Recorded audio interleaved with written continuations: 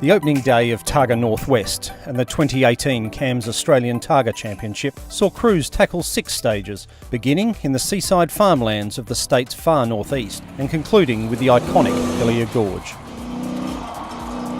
Jason and John White took an early lead in GT2 with their Dodge Viper, the pair setting the fastest GT2 times across the day's opening stages.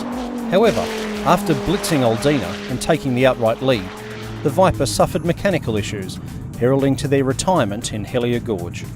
It started off really good. Aldina was awesome. We had a great run through there. A couple of little moments here and there. And then got into Hellier and all of a sudden the car gave up the ghost and started limp home, and then it gave up the ghost altogether. So we had to park up on the side of the road, which was a bit deflating. But it turns out it was a hose that's blown off a fuel pump, so it had no fuel pressure. But no, we got back to Burnie and I got the car fixed, and the boys have given it a tub, and it's happy days for tomorrow.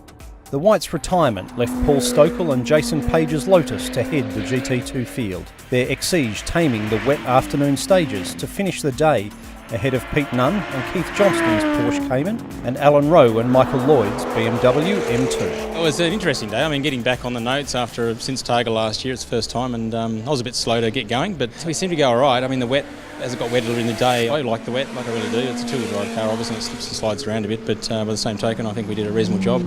Pete Nunn's always quick, and he's a local and knows the areas pretty well, and he drives very, very well. So if we just need to stay in front of him, I'd be really happy. That's more than I could ask. The action in GT4 was hot throughout the day, with Steve Glennie and Andy Sarandis taking charge. Their new Subaru WRX STI also holds the outright lead at day's end. Behind, Jesse Medwin and Zach Brakey and Crichton Lewis and Adam Kudra complete an all-Subaru top 3. The new car's going well. I love the look of it. It certainly looks a bit more aggressive than the previous model. Essentially, it's everything's mostly the same shocks and driveline and things, but balance tweaks, we're just sort of adjusting throughout the day, making it handle a bit nicer and go a bit better. But it was a good day, and we started pretty hard and fast because any gap's a good gap over Whitey and the Viper, so we were able to eke a bit out this morning, but then he smacked us on Aldina. But shame to see Whitey stop on Hellier Gorge. We both love a battle, so disappointing to see that end, but I think he'll be back tomorrow, so we'll resume then. The 1941 GMC Special with Graham Copeland and Josh Herbert leads the classic competition. The pair leading the 1976 Fiat 131 Rally of Nick Prieston and Dylan Braithwaite, with the 1985 BMW 325i of Peter Glusky and Sam Winter III showcasing the diversity of the classic category. Hellier South was a bit interesting. We tippy-toed through a little bit. I got passed by a few cars.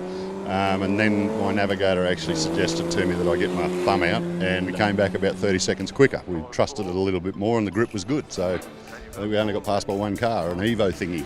Richard Woodman and Marcus Towell's Subaru holds a dominant lead in Sports GT, while Jeffrey Wilson and Ian Sampson head TSD. Mick and Daniel Bray's Tirana was the dominant force in Classic GT. The closest battle of the day came from the early modern category, with Tony Quinn and Kate Catford in their new Porsche 911 Turbo holding a narrow 14-second lead over John Mitchell and Josh Sutcliffe's Subaru, with Golly Roberts and Susie Atkins sitting third in their Nissan Skyline. Yeah, I reckon it's been more than 15 years since I've driven a 996 Porsche, and it's the same as it was 15 years ago. We found out where the gearboxes are and he's finding where the gears are, so he's had to work hard for it today. We're about third outright, which we're really happy with. We knew that I'm too old for lead up the front guys, and it was a plan to do better in early modern, but we're quite surprised that we're third outright, which is quite good, and tomorrow we might be second outright, or even first outright, who knows?